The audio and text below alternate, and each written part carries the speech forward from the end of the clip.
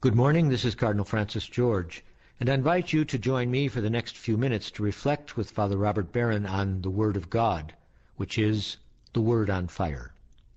Father Barron will challenge us to open our hearts to the Word on Fire, which is God's word of love for each of us. If our hearts are open, the Lord can change and transform us so that we might speak with love about the one who is love. The Archdiocese of Chicago, through the generosity of Sacred Heart Parish in Winnetka, now presents the Word on Fire. Peace be with you. Friends, one of the great themes in the Christian spiritual masters over the centuries is the theme of detachment. The Greek fathers called it apatheia, apathy we might say. Ignatius of Loyola called it indifferentia, indifference. What this means is a detachment from all the goods of the world that are less than God. The spiritual masters know that the soul is wired for God.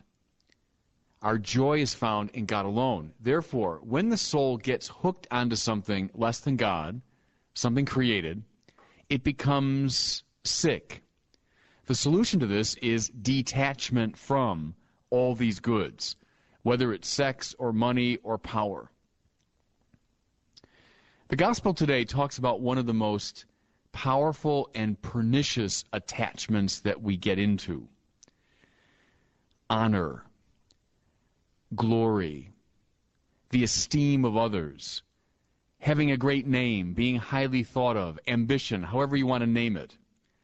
This desire for honor becomes in itself an attachment, making the soul sick and twisting it away from God. You know, it's interesting. You can see some people who, even if they have a lot of money, aren't particularly attached to money.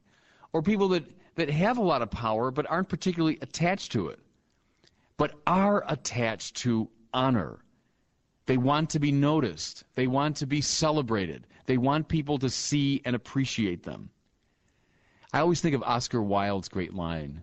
Remember, he said, "The only thing worse than being talked about is not being talked about." Now, that's someone who is hooked on ambition or honor. They need to be noticed. And, you know, to be fair about this, honor, ambition, like sex, money, material things, power, is extremely attractive. This is not a minor spiritual problem. This is a very deep attraction. There's a terrific rush that we get when we are noticed and celebrated. It comes from the first time you get a good grade as a kid in school. The first time your father tells you what a good job you did. The first time a coach praises you for a good catch or a good hit. We feel the rush that this gives us, the excitement of it. When we become addicted to this, now we're in the spiritual danger of ambition. You know, Thomas Aquinas made a really good, simple distinction in regard to honor. He said, honor is the flag or the sign of some achievement, some accomplishment. The achievement and the accomplishment, that's the substantial thing. The honor is simply a sign or an indication of it. Let's say I were to write a book. It's a good book, even a great book. And suppose I were honored for it. Critics praised me and I got an award for the book. Well, the substantial achievement is the actual composing of the book. The substantial achievement is the work that I did, the hours I put in, crafting the sentences, organizing my thoughts, what I learned from it, what I'm able to teach because of it. That's the substantial, that's the brown bread, that's the nourishing element. What's the honor that I get or the praise I get? Well, it's like confectionery sugar on top of the cake. It's like a frosting. It's just an indication. What's the problem spiritually with ambition? The problem is we now get addicted to the confectionery sugar and we ignore the cake. That's the problem with it, says Aquinas. It's kind of an odd twisting. We love the sign and not the thing the sign is pointing to. You know, Christians, this also helps to explain why ambitious people are so often insatiable in their ambition. If you're trying to feed yourself on confectionery sugar, two things will happen. One is you're going to be hungry a lot. It's not meant to satisfy you. And then you're going to want more and more and more of it. And in the end, that will make you sick. That's a perfect image, I think, for what ambition does. We try to feed our soul on honor, but honor is a very thin gruel. It is not satisfying. It is not substantial. So we eat it, and we're not satisfied. So we eat more and more and more of it until it makes us spiritually sick. This is the problem that all the spiritual teachers mention about ambition or honor. Now, I'm talking about this because of the gospel. Our gospel today is from the 14th chapter of Luke. This section of Luke we've been reading from now the past several weeks is very interesting. Jesus is making his way to Jerusalem. That means he's going to the cross. He's going to the Paschal mystery, the culmination of his life. As he goes, people follow him, and he teaches on the way. This means that this section of Luke is a kind of school of discipleship.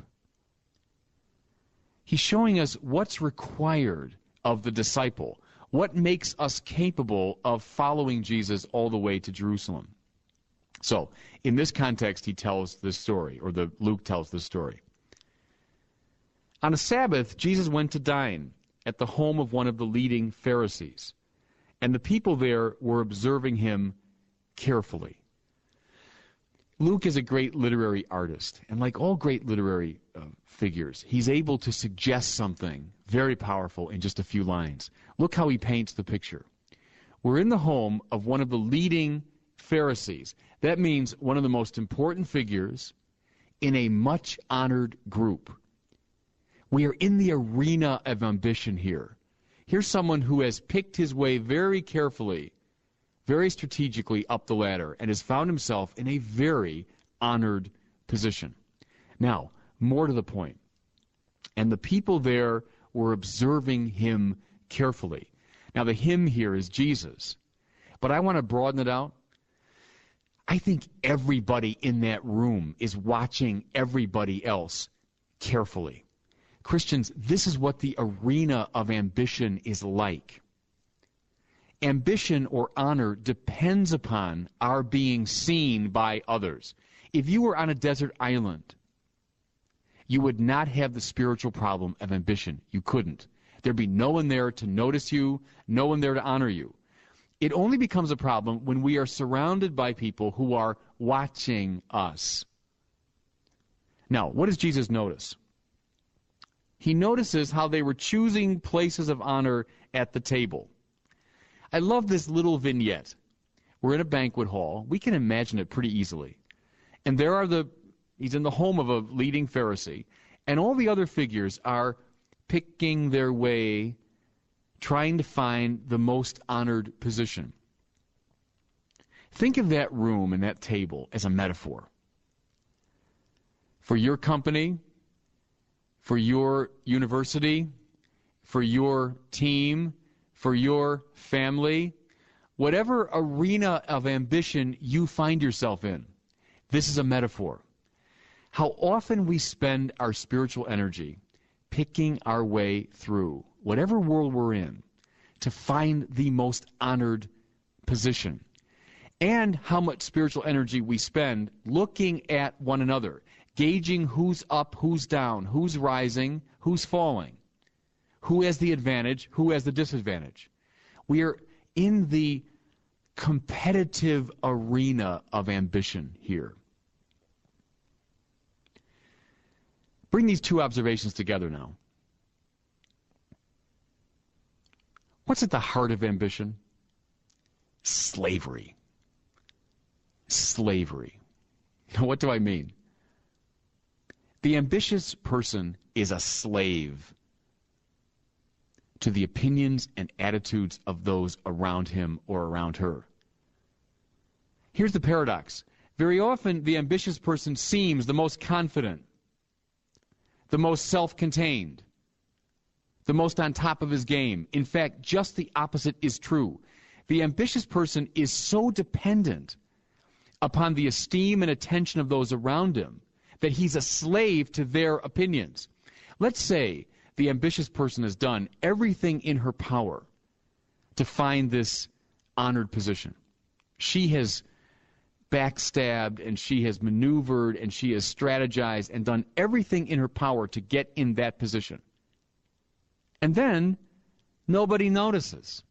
Well, then it's all for naught. It's all in vain.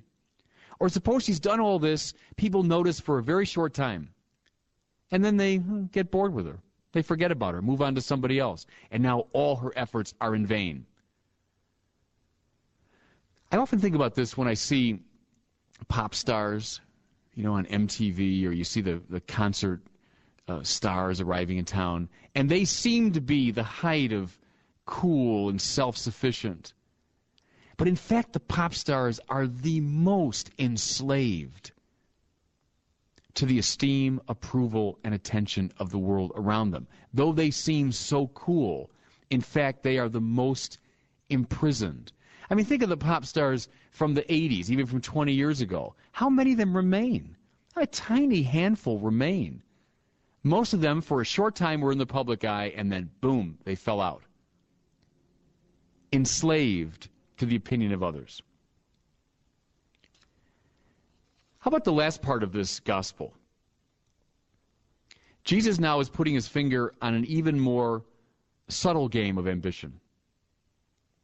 Listen, when you hold a lunch or a dinner, do not invite your friends or your brothers or your wealthy neighbors, in case they may invite you back and you have your repayment. It's very interesting to me. The first part, he analyzes people who are playing this game in a very blatant way. They're jockeying for position. They're trying to get the highest spot. They're trying to capture the attention of the crowd. Well, that's rather obvious, and we all know in our various walks of life people like this. But in the second part of the gospel, he's putting his finger on a much more subtle game, someone that's learned how to play this game much more carefully. Well, look, I'm generous. I'm giving a dinner for everybody. I'm inviting friends to this banquet. I'm a good and generous and charitable person. Really? Jesus wonders. Maybe you are doing it precisely so that you might be repaid with honor. You're generous, it seems, but in fact what you are doing is you are trying to give people something in order that you might literally buy from them their honor. You're just as insatiable, just as hungry for honor as the first person, but now you're just playing the game more carefully. I will give you something, and in return, you will honor me. Do you ever find yourself, Christians, in this position where you give someone a gift, and then you don't get a thank you note? You don't get any acknowledgement. You get no credit. And at some deep level, you are mad. Some deep level, you are pretty disappointed. That's a sign that you were not doing it out of sheer generosity, but you were doing it in order to be repaid. Therefore, what does Jesus say? Rather, when you hold a banquet, invite the poor, the crippled, the lame, the blind. Blessed indeed will you be because of their inability to repay you. That's the test, that you are not the slave of ambition or honor, that you can be generous. Listen now. Purely because you love the other as other, not because you are loving yourself through the other. Jesus here is saying to his disciples, look, if you are to be my follower, you have to root this problem out of your life. In its obvious forms, yes, jockeying for position, and even in these more pernicious and subtle forms. Your life must be one of total generosity. Who's our model? Jesus, who took the lowest place and gave himself away out of sheerly generous love. God bless you. I hope that you were moved today by the Word on Fire. I pray that together we might become a people on fire with love for God and neighbor here in Chicago and wherever these words are heard. Until we join Father Barron again next week, I'm Cardinal Francis George. God bless you. To purchase copies of The Word on Fire, Call 847-297-4360. That's 847-297-4360.